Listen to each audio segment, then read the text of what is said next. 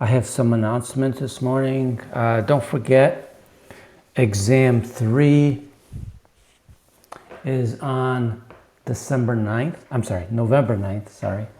Okay, Monday, November 9th. The DC Circuits Lab is due on the 28th.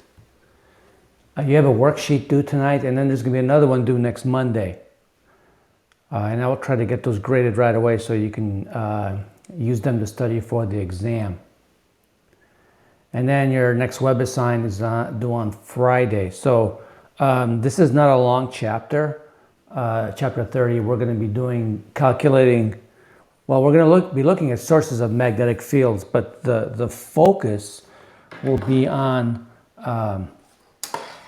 sources that are due to currents. I'm not going to really spend time on magnetic properties of material because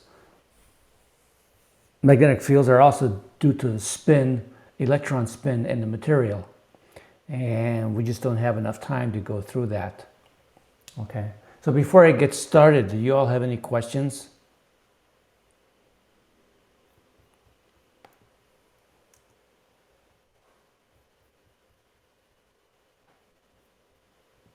No questions? Okay. So I'm going to try to catch up on some grading before I grade the exam rewrites. I want to get the worksheet done and I want to get Lab 3 graded. Lab 3 won't take me a long time to grade. I just got to be able to have time to sit down and grade them. Okay. I graded them for the other class already because it's a small group. And so I will try to grade them today if I can. Okay. If you don't see them graded today, they'll probably be done by tomorrow.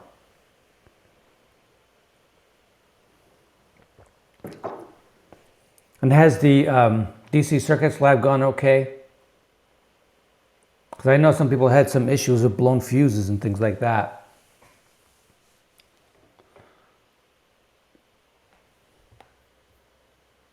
We're all okay? All right, so I'm going to get started then. So like I said, we're going to talk about sources of fields. And really, fields, we can say fields are due to current. In fact, Coulomb suggested that magnetism is contained within the particles that make up a material, which is somewhat right. Ampere suggested that electric currents are the source of all magnetism. Of course, we know that magnetism is a manifestation of relativity.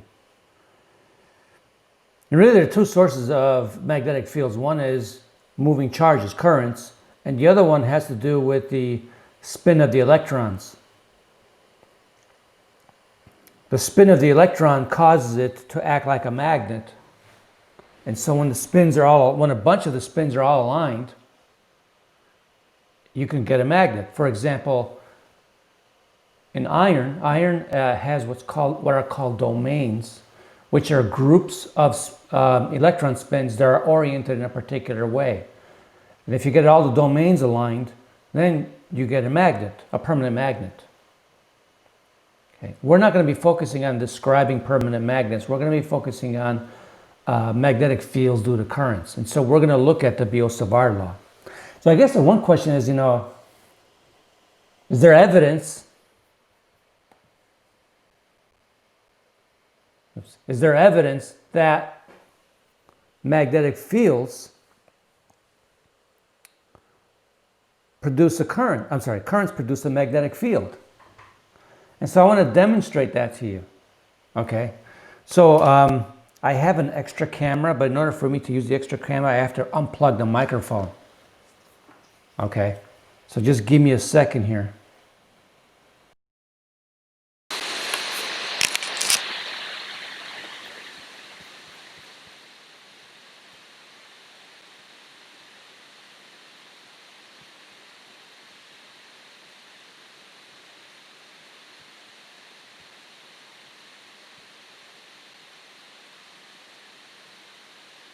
Okay, so do you guys see the thing that looks like a helicopter? This guy right here, do you see that? Okay, so this is basically a compass, and I hope you guys can hear me okay. So this is a compass, and I have a power supply connected to this. So I'm really going to be running a direct short. Let me get this and stop spinning. So I can't leave the power supply on very long. This is the power supply, and I'm going to be running a current through this conductor. And I'm going to do it for a very short time. And what I want you to do is observe the compass spin, well, not spin, just rotate slightly when I turn on the power supply. Looks like I didn't do very well. It always works before class starts. So let me try one more time because I just blew the fuse. All right. Let's try one more time.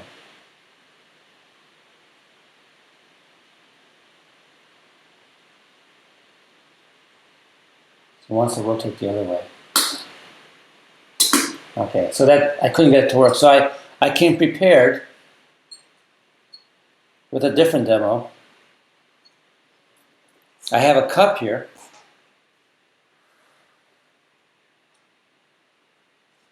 Okay, and inside the cup I have magnets.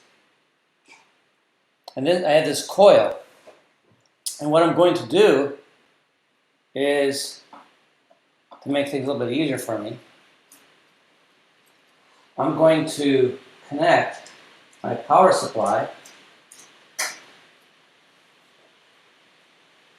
to the coil. So then it'll behave like a magnet.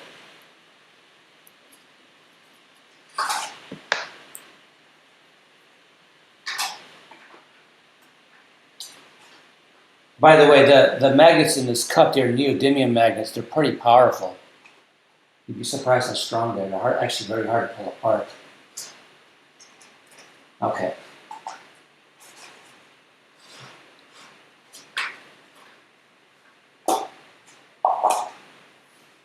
So I'm going to turn on the power supply this time. This time I won't blow the fuse, because there's enough resistance in this coil. But when I run current through this coil, it's going to behave like a magnet. And so what's going to happen is it's either going to repel the cup or it's going to attract it. So you'll see the cup move. Let me move it closer. Do you see the cup moving? It wants to move away from you. You can really feel it vibrating. Oh, now it's attracting it. Do you guys see that effect?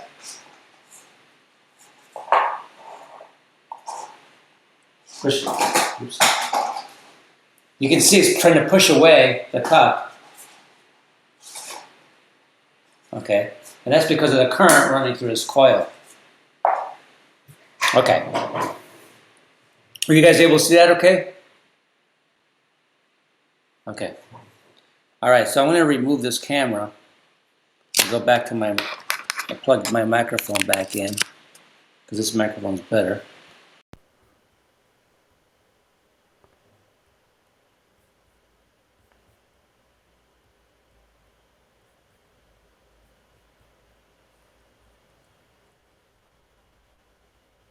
All right, so it was actually Ørsted who, by accident, discovered that a current will produce a magnetic field. And in fact, when you look at the magnetic field produced by a current in a wire, you can actually determine the direction of the magnetic field by taking your finger, your thumb, and pointing it in the direction of the current, and your fingers will curl in the direction of the magnetic field. So if you look at that picture, if you point your thumb in the direction of the current, your fingers will naturally curl in the direction of the magnetic field. So that's another right-hand rule for us. If we want to determine the magnetic field due to a current, you just put your thumb in the direction of the current and your fingers curl in the direction of the magnetic field.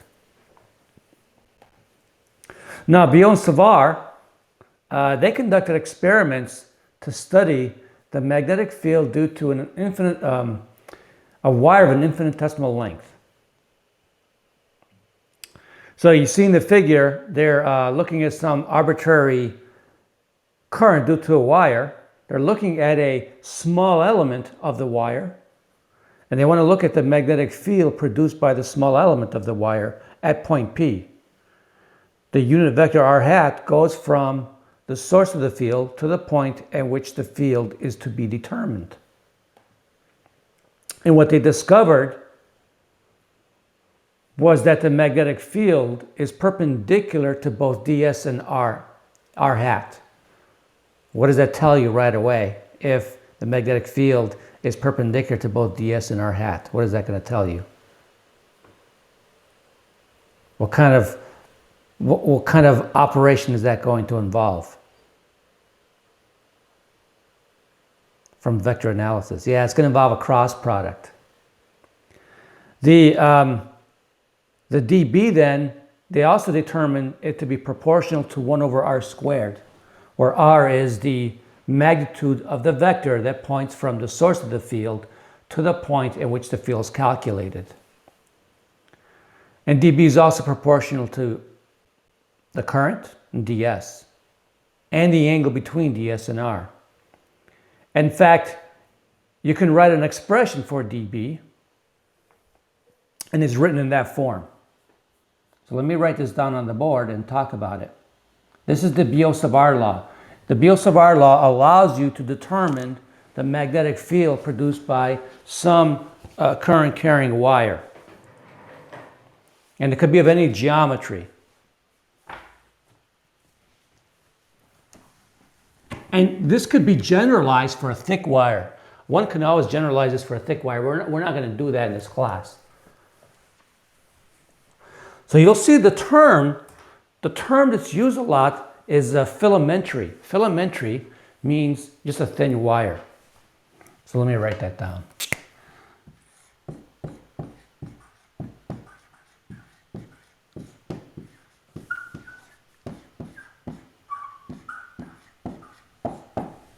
Okay, so we're going to look at magnetic fields due to filamentary currents, just due to a thin wire, in terms of the Biot-Savart law. And so the Biot-Savart law says that an element of a wire, a current-carrying wire, produces a field dB, which is given by mu naught over 4 pi, and I'll tell you what mu naught is, and then times I ds cross r hat over r squared. Mu naught is called a permeability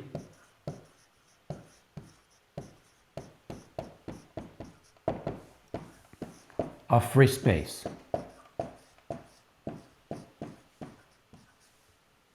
Its value is 4 pi times 10 to the minus 7 Tesla meter squared per amp. It's the magnetic analog to epsilon naught. This is the magnetic analog to epsilon naught. It represents how the field lines will penetrate a material. And in fact, if you take the product of epsilon naught times mu naught, 1 over that, is equal to the speed of light squared, which is interesting. And we'll look at this later. Okay. So if we want to find the magnetic field due to some wire, what we need to do is, first we need to set up our dB by determining an expression for ds, an expression for r hat, an expression for r squared, but we got to take the cross product too.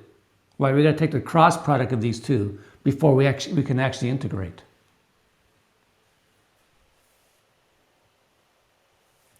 So let me write down let's look at the algorithm that we want to use.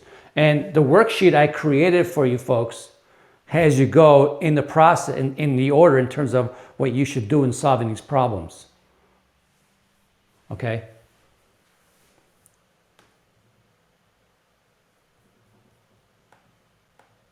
So there's my process or algorithm. I really would like you to follow the process in determining the magnetic field due to a wire. Write your expression for ds, write your expression for r hat, determine the expression for r squared, determine the cross product, and then put it into dB and integrate it.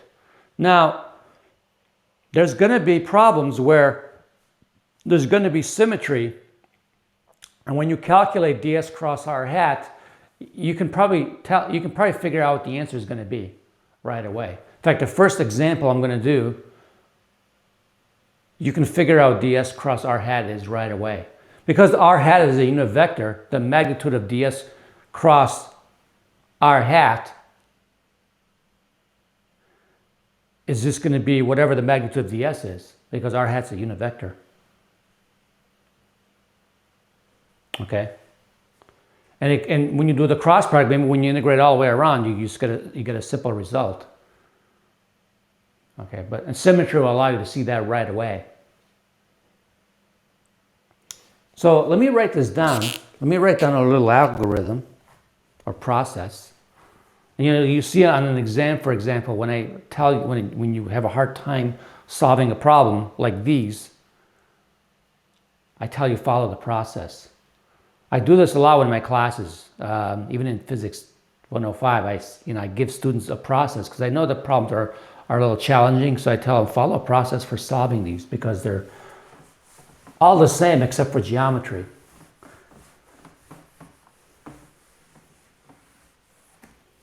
So again, first determine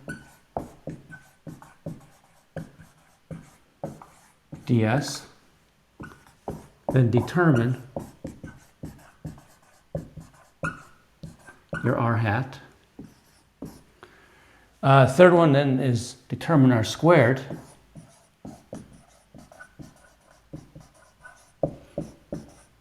And I'm going to write it like this because this is really the magnitude of the vector that goes from the source to the point. That's important to understand that.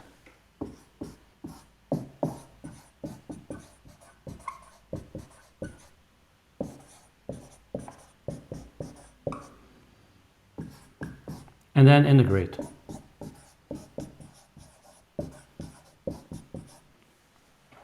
So let's do a couple examples. Okay. The first one, the integration is going to be easy.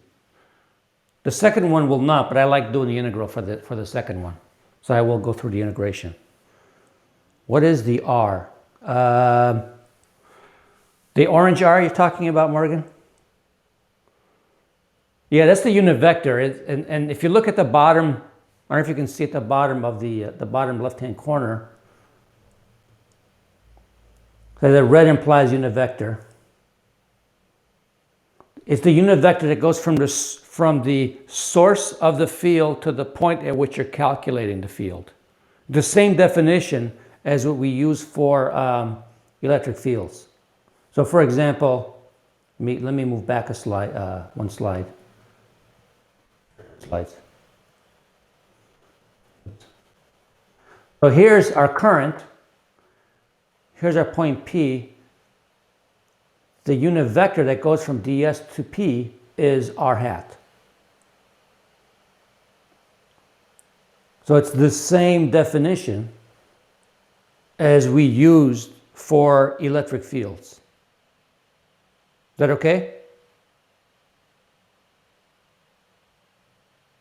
Okay.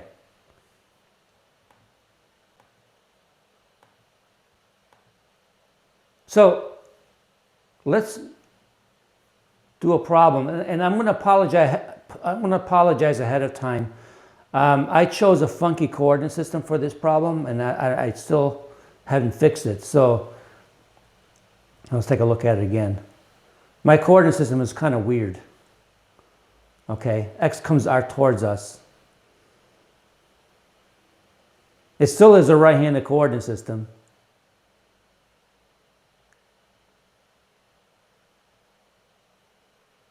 I guess it's not that funky, but the next problem will have a different coordinate system, so I apologize for that. So my coordinate system is going to look like this.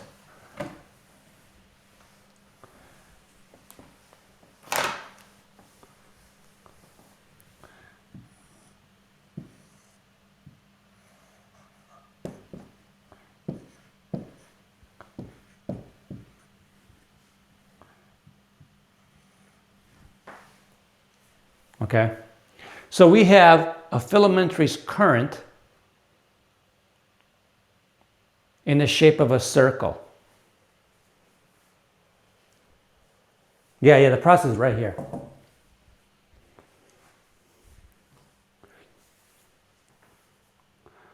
Okay, so let me draw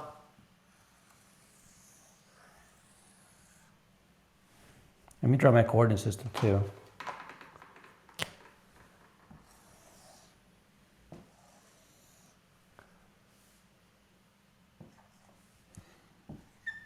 And the x-axis comes out of the board towards us.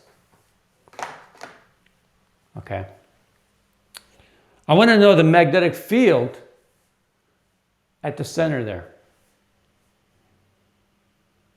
All right, I want to know the magnetic field at the center of this loop of wire. And it's carrying current in the clockwise direction. So let me draw arrows indicating the direction of the current. By the way, this is kind of weird the way, how can you get a circular loop of wire? How do you connect it to a source? Well, imagine two wires coming into the board and then forming a circle. So maybe there's two closely spaced wires up here coming into the board, and then we form a circle. Okay, I know it's kind of weird.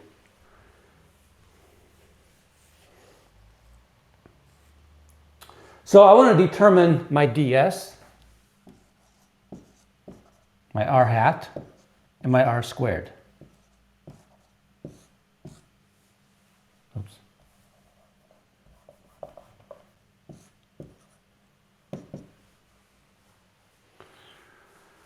So let's write my ds. ds is going to be an element of arc length, and it's pointed downward. So let me draw my arc length.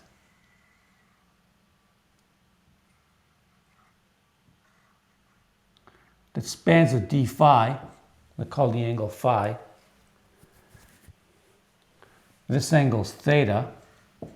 What's the magnitude of this ds?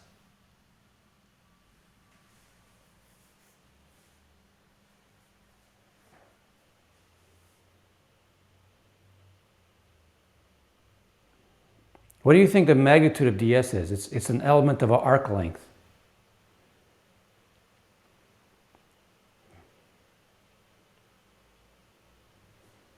Shouldn't it just be r d phi?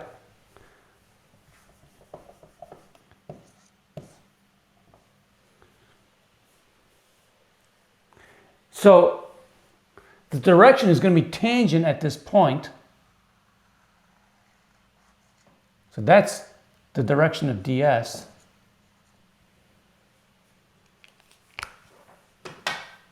And it has a component downward and a component to the right. If this angle is 90 minus theta, phi, I'm sorry. Let me call these phi's, not thetas. Sorry about that.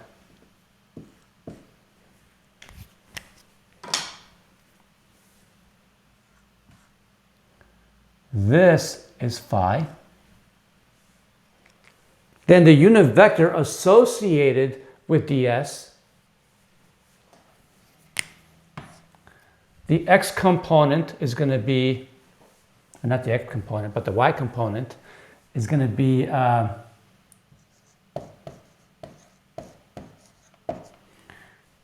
and the z component, which points downward,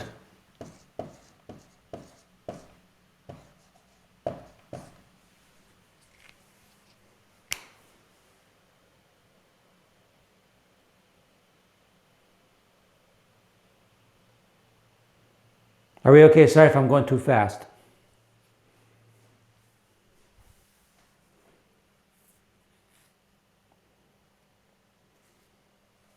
Are we okay with that?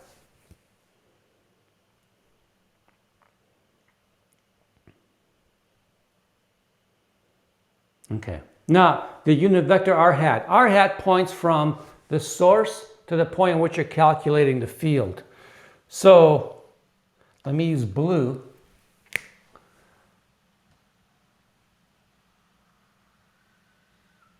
That's r hat. It has a component downward and a component to the left. And so the horizontal component minus cosine of phi j hat, and the downward component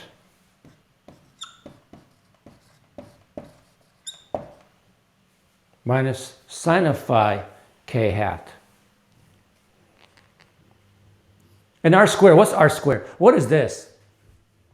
This one's easy. What is that one?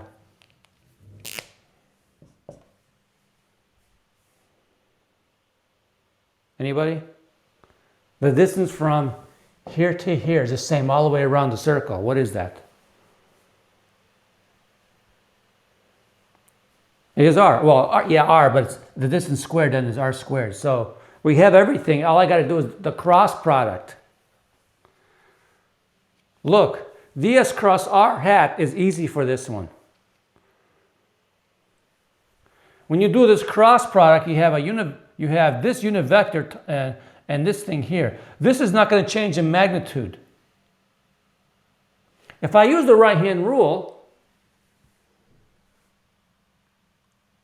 okay, and put my thumb in the direction of the current, my fingers are going to come out towards us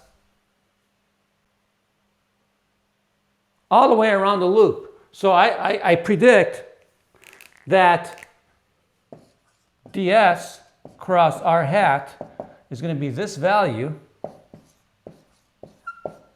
times I hat. Because all the way around, if I go all the way around and I use the right-hand rule, at the center, my fingers would come straight out towards us.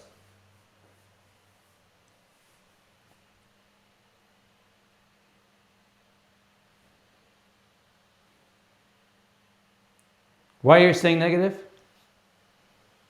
Oh yeah, I'm using my left hand, you're right, sorry. I'm not even paying attention. Thank you. Yes, I'm using my left hand. So I use my right hand. Sorry. I think it's Monday morning. So you're right, it's into the board.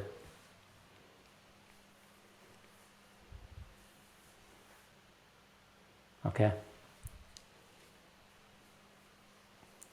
All right.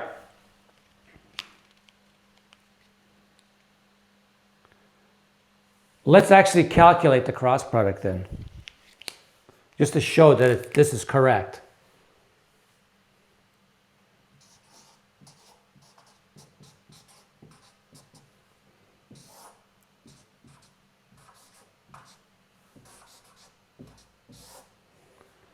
All right, so let's put the, I'm going to put the RD theta out, RD phi out here.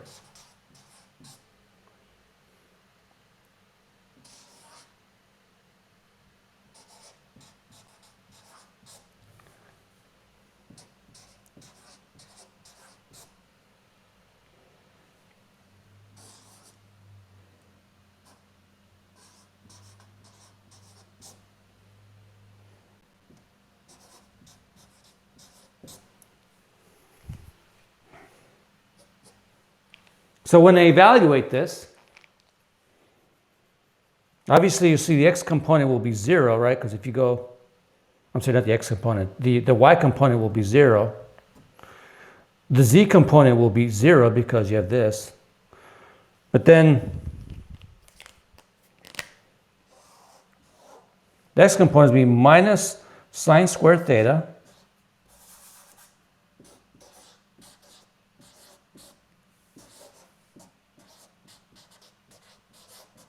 and then minus, not theta, but phi.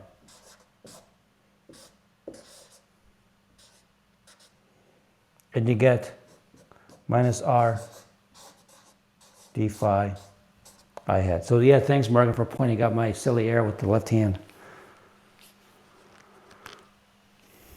Okay? I think I probably need more coffee this morning.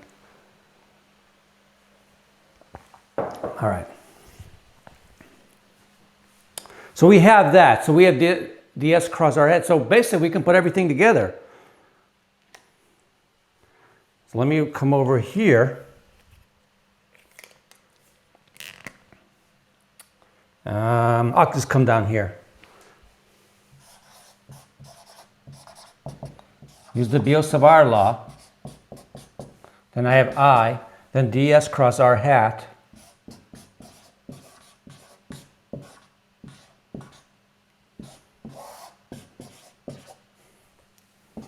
Let me continue.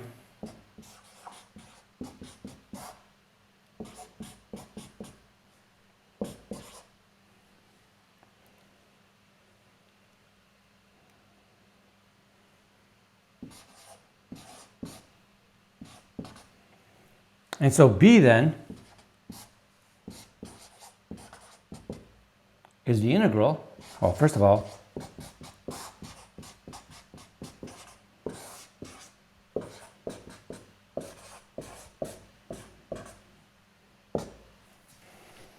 what's the integral of d phi from 0 to 2 pi?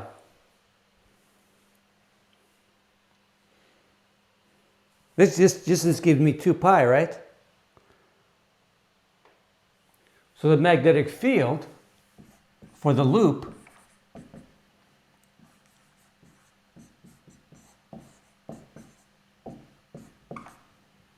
so the magnitude for any loop of wire, and I'm going to write it as the magnitude because it's going to depend on the direction. The direction is going to depend on the direction of the current.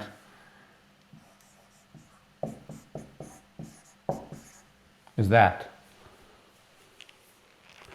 Now, a more fun problem for you guys to try, and this is done, by the way, if you look at my PowerPoint notes, and you look at the end of the PowerPoint notes, I actually do the case, and your book does it too, where you're out of the plane, where you're actually out of the plane of the board. Some point where at the tip of the marker, but along the axis. So I do that problem. And that problem's done, if I remember correctly, that problem's done in your book. So that's a practice problem for you to do. Okay? Because the integral is not hard. The setup is probably hard.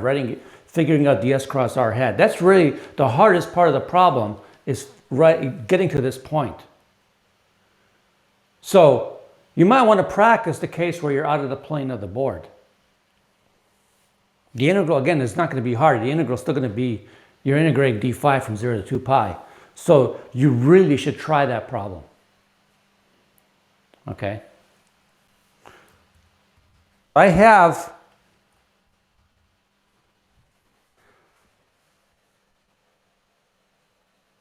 problem worked out in your notes.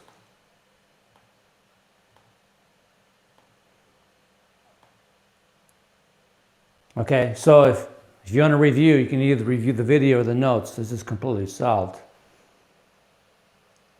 Yes, that equation only works for the shape of for this particular shape.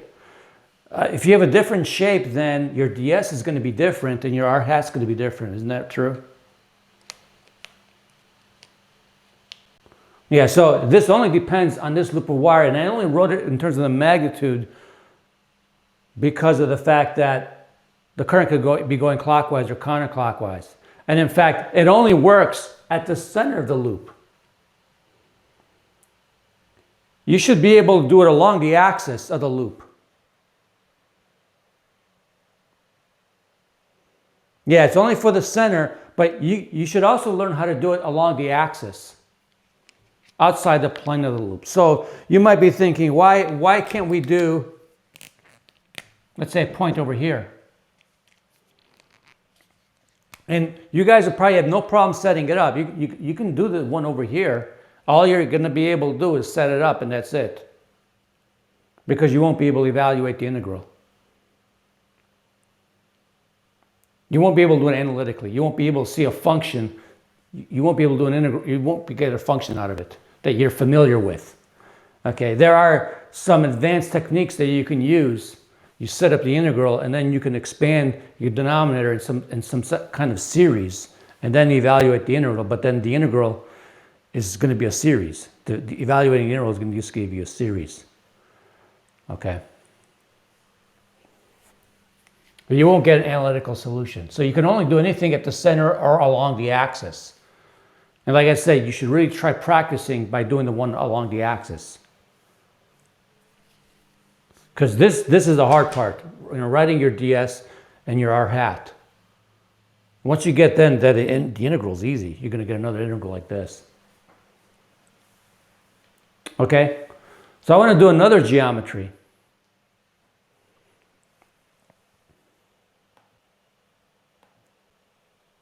Oh wait, let me do this one first.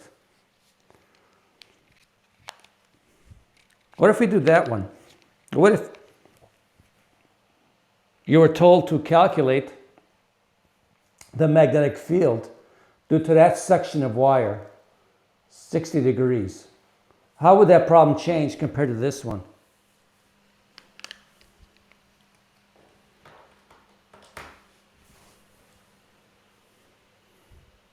There's really only one thing that's different. What do you think is the difference?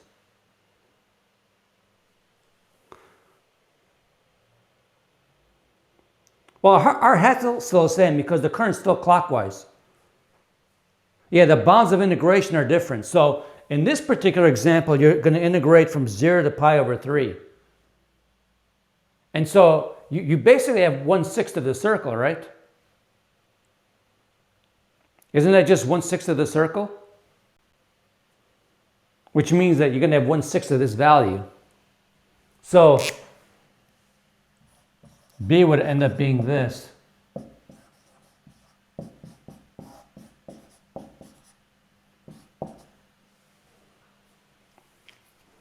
For this particular problem. Okay, now I did this based on the fact that I've done this already, right? On a test, on an exam, I would like for you to go through this, or at least give me a symmetry argument that says that ds cross r is minus r d theta I hat. Okay.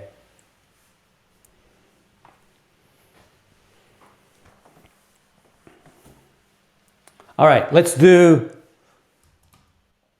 this one. Let's do a straight wire. And I chose the geometry easy. I chose a wires along the x-axis. If the wire's angled, it's a little bit more challenging, but it's not too bad.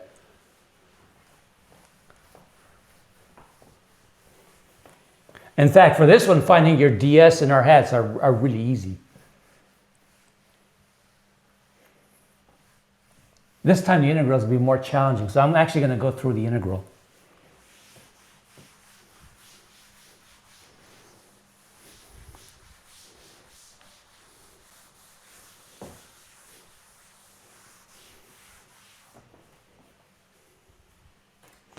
Okay, let me draw my coordinate system. So in this problem, my coordinate system is different, which I apologize for. Okay, so this is x, this is y, and z comes out of the board.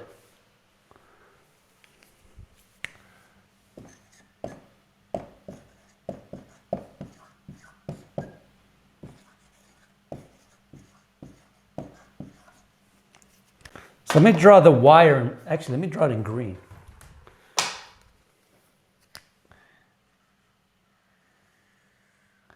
I know I'm giving this wire some thickness, but I'm exaggerating the thickness of the wire so we can see it. Okay, I made it a little bit too thick.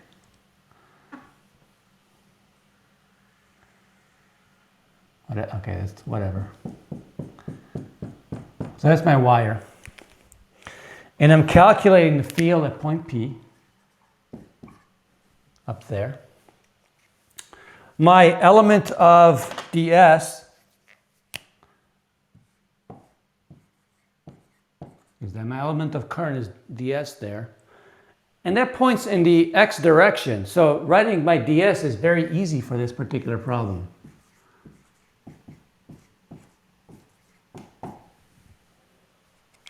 My r hat might be a little bit harder. My r hat is the vector that goes from my source here to point P. And I'm going to define this angle as theta. You might see this problem done in books where they use this angle as theta. That's okay, it doesn't matter. Okay? But I choose to use this as my angle, okay? So the vertical component is this. The horizontal component is that. So r hat, that one's easy. The unit vector this way is just cosine theta. I'm going to use theta now. I hat plus sine of theta j hat.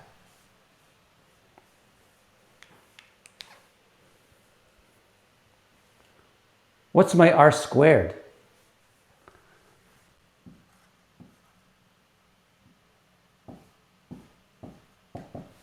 I'll use a different color.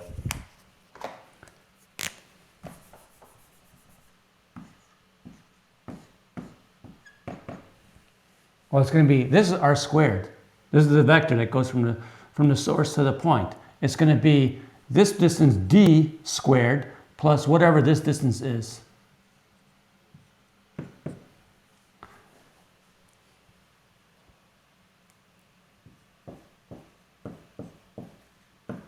I just use the Pythagorean theorem.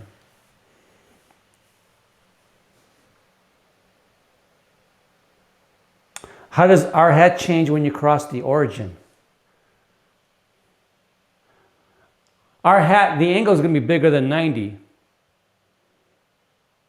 So the x component will be negative.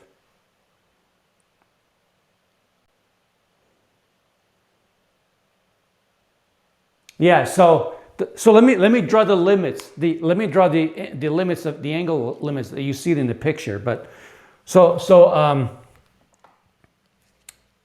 let me use green. So this would be the first angle, theta 1, and then the final angle, because I'm measuring it with respect to the x-axis. Yeah, and I think this is why a lot of books don't use that angle. A lot of books use this angle because of that confusion. So then they go from minus theta to plus, because if you use this angle, then this angle is negative and this angle is positive.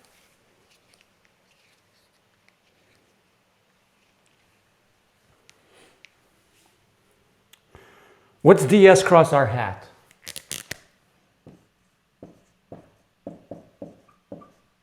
You don't need to set up a determinant for this one because we got to use the distributive law, right? If I take this cross with this, I cross I is 0, and I cross j is, or I hat cross j hat is, I hat cross j hat is k hat, right? So this one's simple.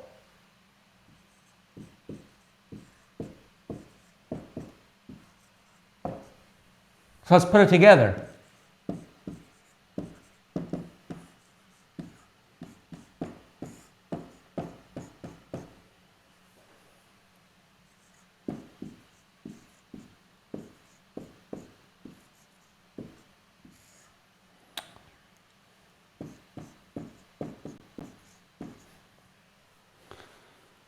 And you see that on the screen. So now I want to find B. So b is going to be the integral, and I'm going to go from theta 1 to theta 2. And I'm going to have a choice here.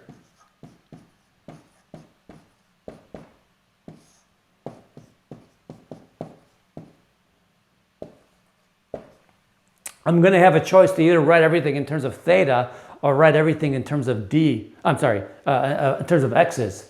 I'm going to choose to write everything in terms of theta because I know the integral will be easier to do. So let me go up here. Since this is my angle theta, I know that d is equal to x tangent of theta. In fact, it's minus sign. I have to put a minus sign here because x is going to be negative here, and the angle is going to be less than 90 degrees. So I have to write d is equal to minus x tangent of theta. So that means that x is equal to minus d cotangent of theta. So let me write that down here.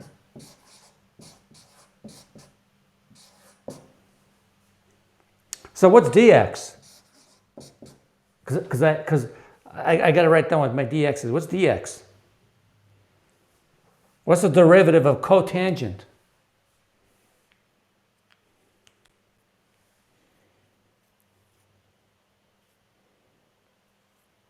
You remember the derivative of cotangent?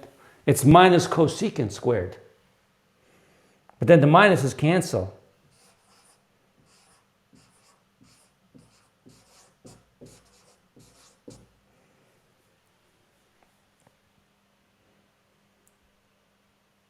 So what does this denominator become? X squared plus d squared. Well, x squared is going to be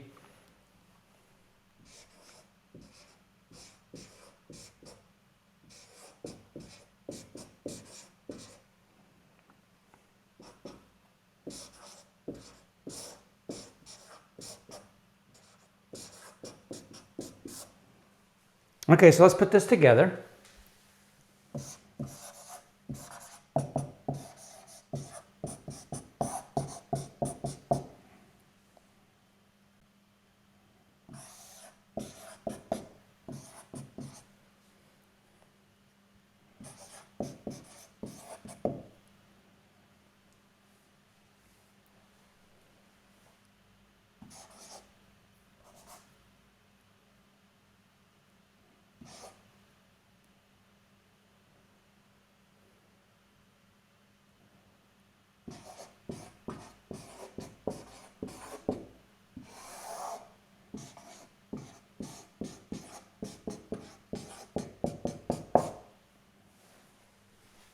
How does that look?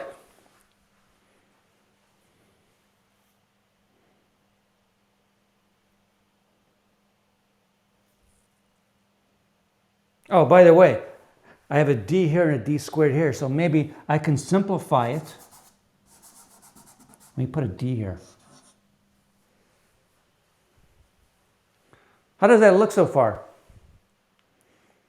Can I do any more simplification?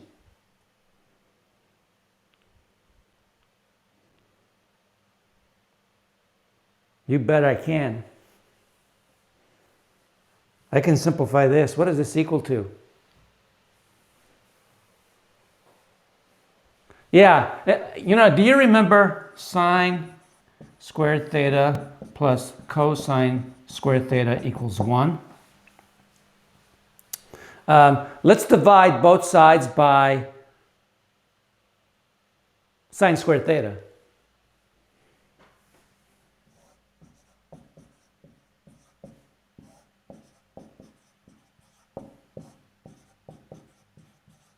So you get 1 plus cotangent squared theta equal cosecant squared theta, right?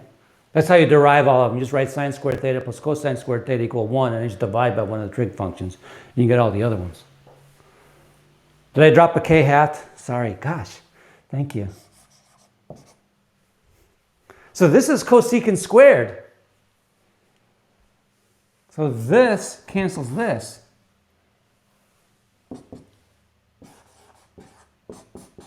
Now you put the K hat there, because I'll forget again.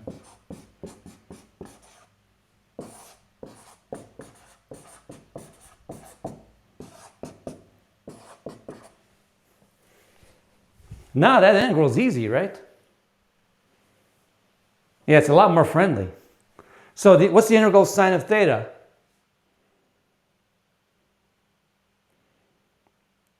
It's minus cosine theta, right?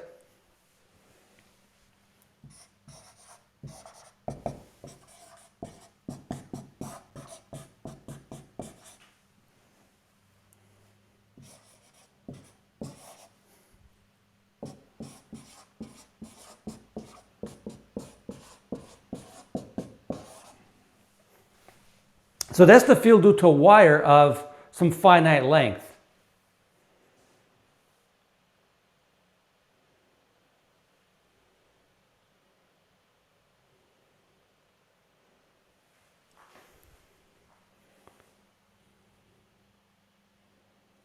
What if the wire is infinitely long?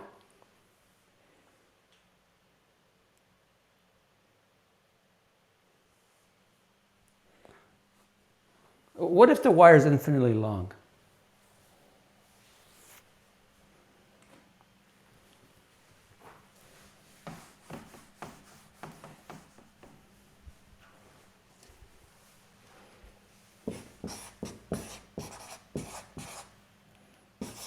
Theta 1 is equal to 0, and theta 2 is equal to pi. Yeah, so you're integrating from 0 to 180, and so this thing becomes 2. This thing in parentheses becomes 2. And so for a long wire,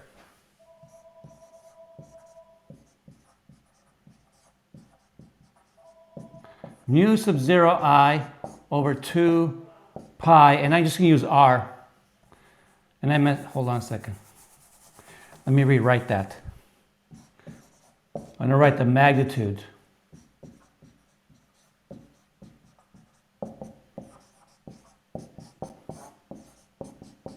Where R is the distance from the wire. We're going to look at this another way later on.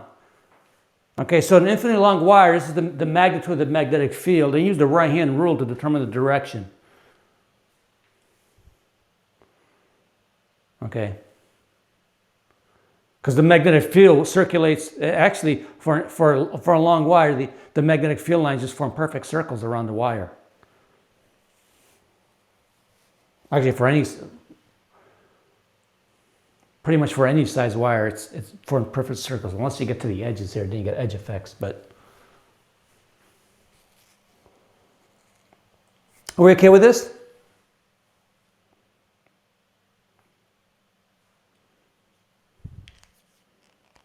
If this wire was at an angle, then these would look complicated, but you can still set it up.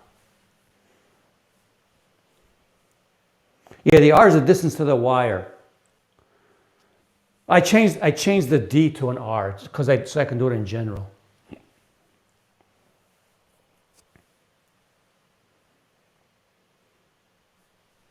So here the R is the distance to the wire. Here it's the radius to the loop. And these are important. I wrote these down here because these are kind of important ones to remember. This one's hard to remember. By the way, I do an example with something called a solenoid, which is a coil. Let me grab my solenoid here. This is not a true solenoid. This is not a true solenoid, but I do a problem with a solenoid with a coil in your notes, and you get an equation that looks like this.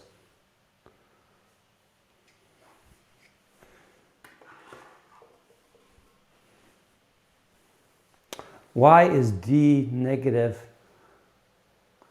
Because that's a good question.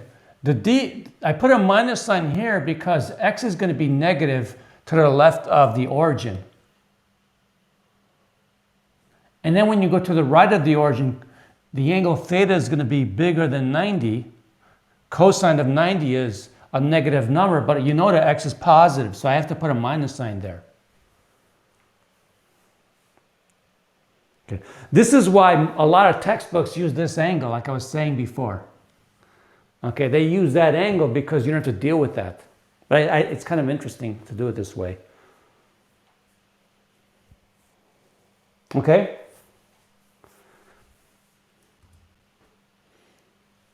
So, we don't have to go through all the process of going through all this process again, but based on our knowledge so far, can we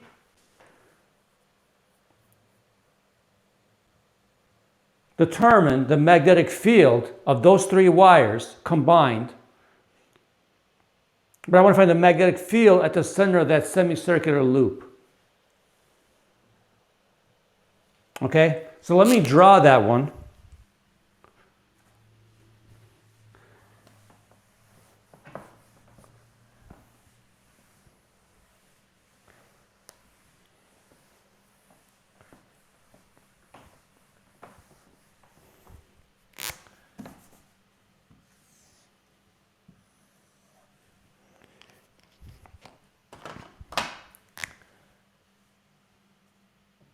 Current's going left to right.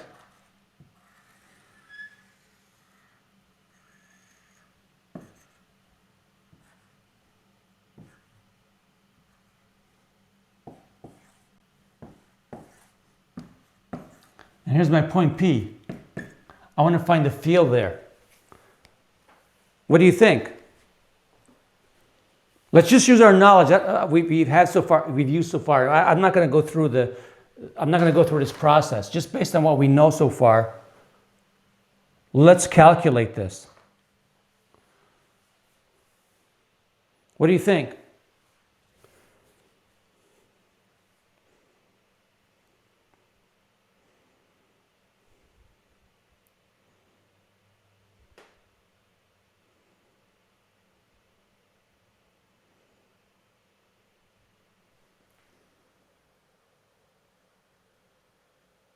So this is half the loop, right? So we know that wire 2, you're right, it's half the loop, so it's going to be half of this number, right? So I'll call it B2. The magnitude of B2 is going to be mu naught I over 4R.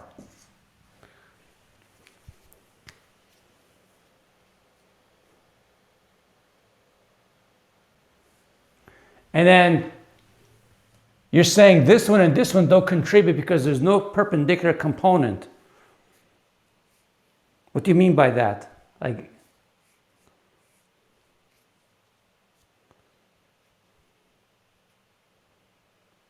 there's no perpendicular component to what?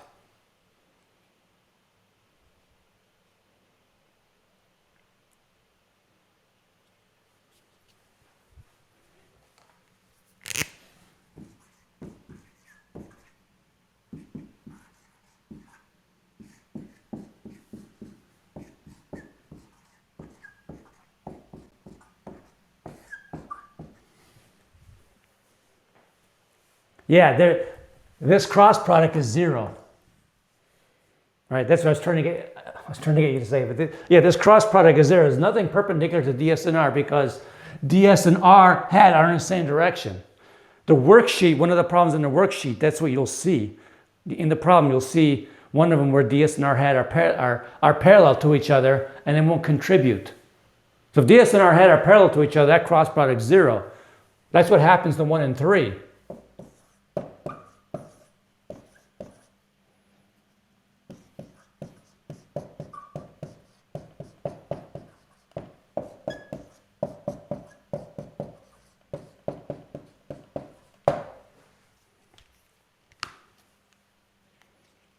So it's going to be, the total field's this, and it's into the board, right?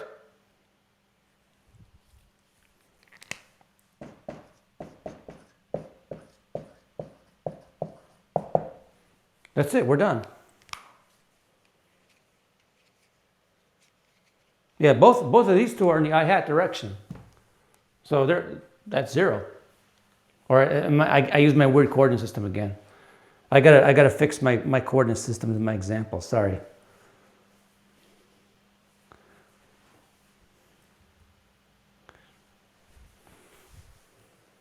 Okay, so we've done a bunch of examples.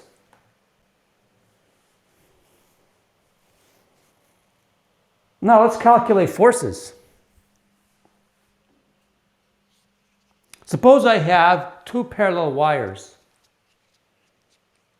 carrying current I1 and I2.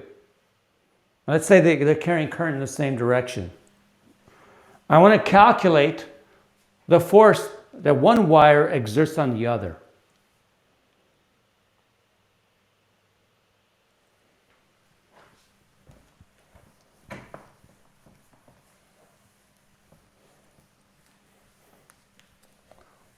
You can actually measure this force. I do a lab when we're on ground. I actually do a lab where you guys get to measure the force between 2 wires like that. It's a really small force. You know, we're talking like 10 to the minus 6 newtons, but you can actually measure it. But unfortunately, we don't have the opportunity to do it this semester. That's one of my favorite labs. Okay.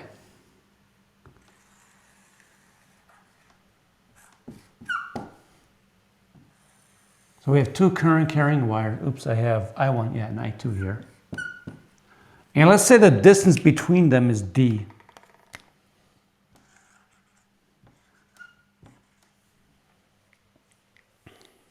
All right. Let's find the force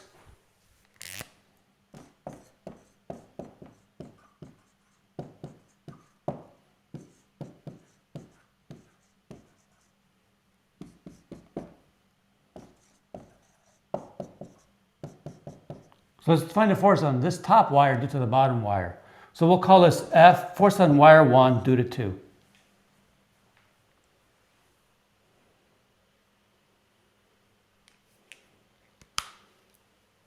Why is this going to experience a force? Because this wire is going to produce a magnetic field.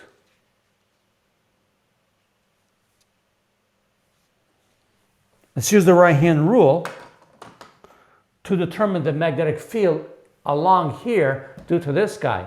Right-hand rule, current, my thumb is in the direction of the current, and you'll see that my fingers point out towards you.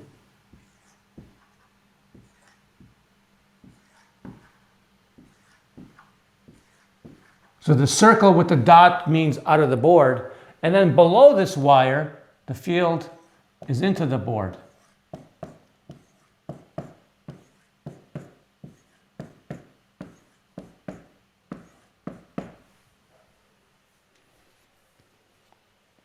So we have a current in that direction. Let me draw my coordinate system.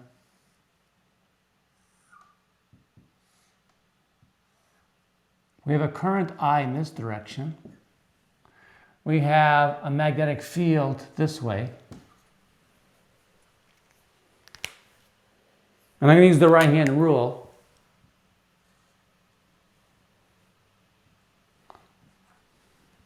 Use the right-hand rule. I'll use my right hand. Put my fingers in the direction of I, and I got to curl them towards B. The problem I have, my fingers don't bend. Can't bend toward B when my hand is like this. So I have to flip my hand over, curl my fingers, my thumb points downward. So the force is downward. So remember, if I want to find the force in a wire in a magnetic field, if that's uniform, if it's non-uniform,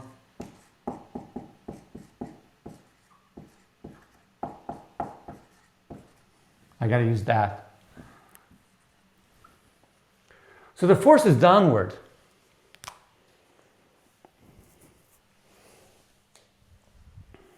And in fact, the force F12 is going to be the current in the top wire times its length across the field due to this wire. By the way, these are really long wires. What is wrong with me calculating the total force due to long wires?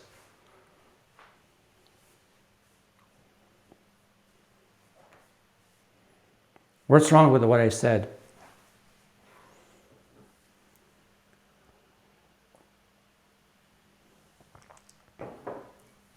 L is infinite. So really what I should calculate is the force per unit length.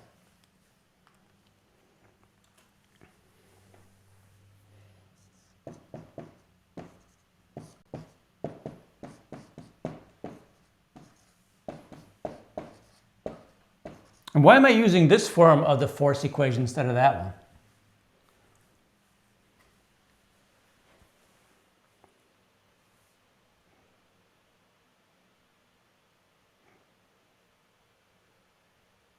Why am I not setting up an integral? Well, I'm not setting up an integral because the magnetic field all the way along this wire is the same. The distance doesn't change. It's a straight wire. So I'm allowed to, because if I integrate this, everything's going to be pulled out of the integral except ds. The integral of ds is L. Okay, so this cross product is going to be easy, and the reason why is because these two vectors are perpendicular to each other. So let me just do this.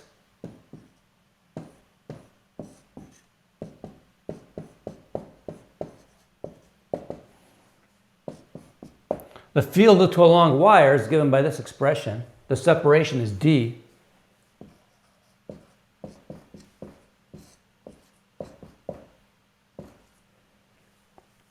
So let me erase this board here.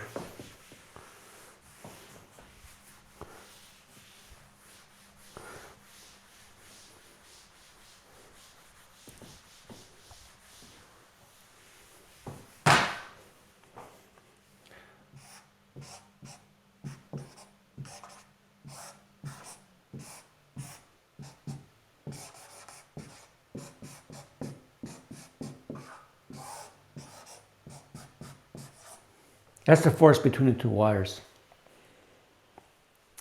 Okay. What about the force on I2?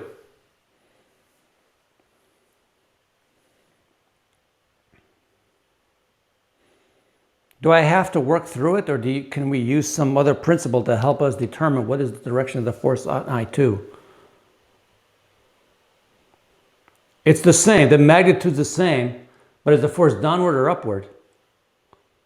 It's in the opposite direction, so it's upward, right? Why do you say opposite direction? Which law are you invoking?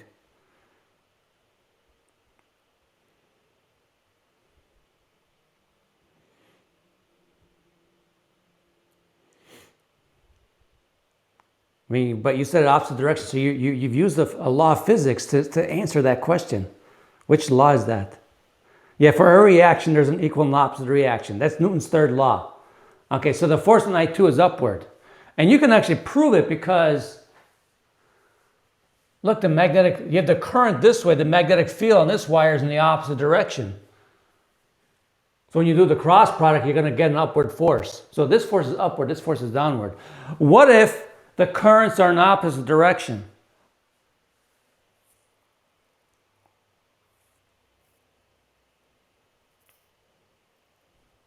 So when the currents are in the same direction, they attract. But what about when the currents are in opposite directions? No, if the currents are in opposite direction, they repel. Right? They have to repel because if this current was in the opposite direction, then this magnetic field would have pointed into the board. And so the right-hand rule would say that the force would be upward. So this one's different, right? Like currents attract, unlike currents repel. If you have two wires like this that are each carrying 1 amp and are 1 meter apart, the force is going to be 4 pi times 10 to the minus 7 newtons. You can use this idea to define the amp. And that's what is used. The current balance, this device is called a current balance, and it's used to define the amp. So a current balance is basically you have two wires on a carriage. There's another wire below. This whole thing is on a pivot, so this thing could go up and down like this. And you put a mass here to counteract the force due to the magnetic field. And you can keep the distance constant between the two wires by putting the right mass here. And so by doing that, you can measure the force. You can make small mass, milligram masses. mg is going to be really small. So you can actually use a current balance to actually define the amp. So what if I had 3 wires in an equilateral triangle configuration? Or just in a triangular configuration?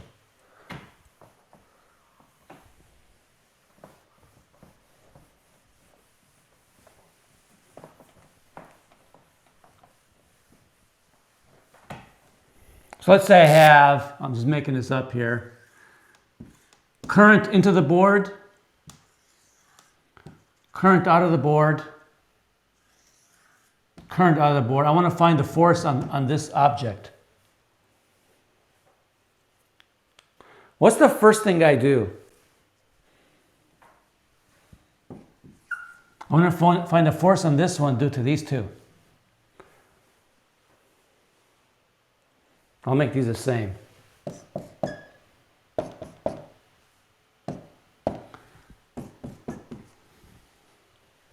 What's the first thing I do? I want to find the force on the top.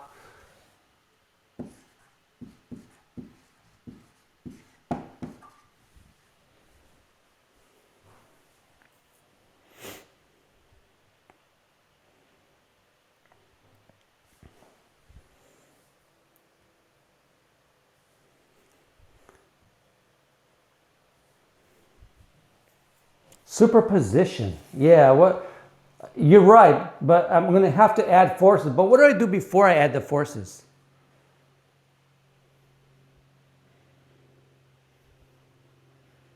Now you're forgetting physics 205. Okay, define a coordinate system. What else? Yes, that's what I'm looking for.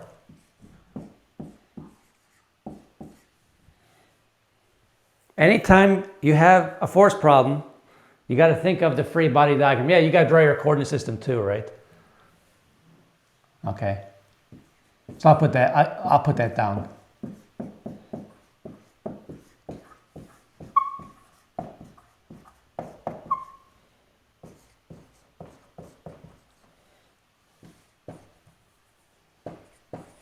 Determine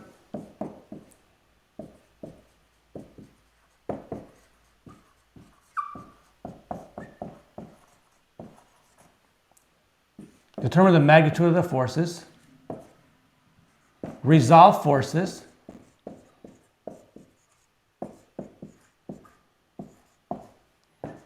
sum the components,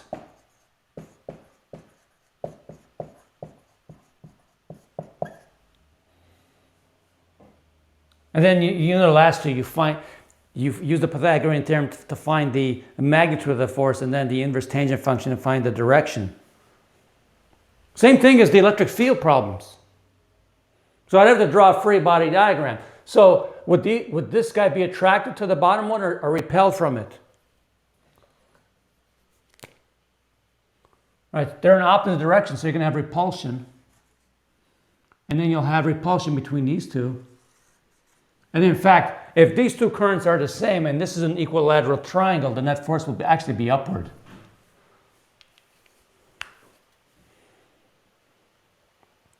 Does that make sense? So this is my free body diagram if this is an equilateral triangle configuration and these two are the same.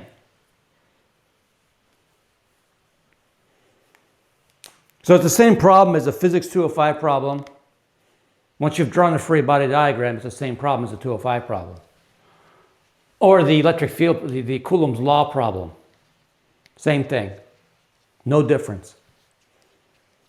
You got to treat them like vectors. So whether you have 3 wires in a triangular configuration or 4 wires in a rectangular configuration, it's the same idea.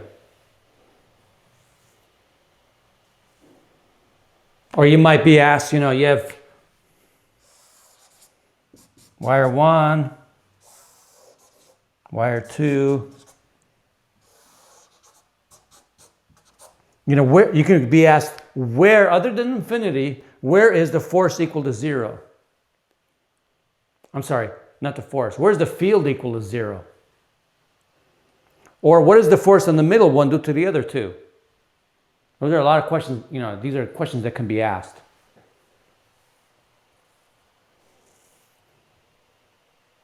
Another thing one could talk about is this.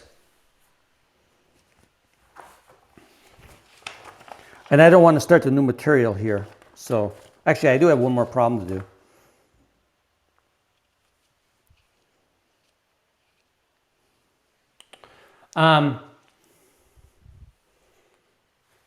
Let's go back to this problem.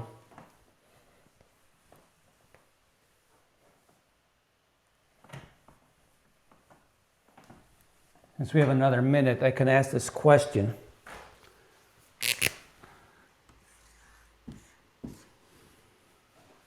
And say, what is the field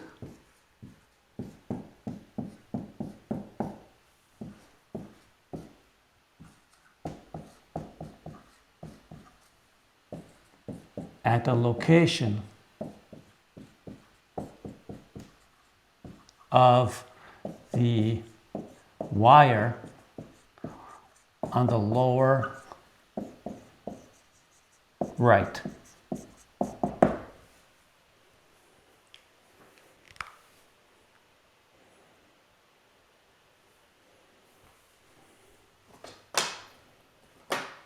Now these field lines, the field lines to every wire is going to be circular. So if I use the right-hand rule, right? If I use the right-hand rule, I know that this wire here is going to produce a field that looks like this. So at this location, the field due to this wire at this location is going to look like this. And if I draw a tangent line, that's what the field is going to look like.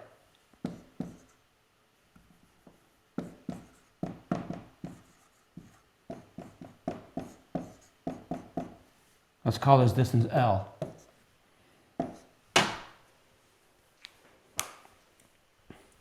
Now the field at this point due to this one, I put my thumb in the direction here, and I draw a circle, with this being the radius.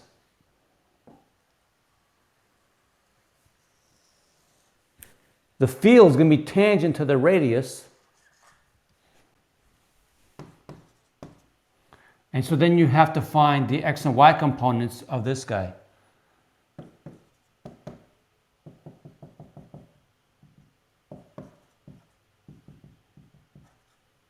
The magnitude is going to be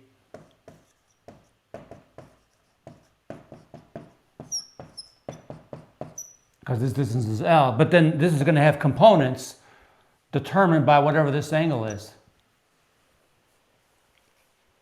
So you have a homework problem like that. So the direction of the field is really tangent to this radius vector. Remember, the field lines for these wires will form perfect circles. And so you draw a line from here to here. This will be the radius of that circle. And then the line tangent to that circle that represents the field line is going to give you the direction of the field. And you can easily get the angle from geometry. Does that make sense?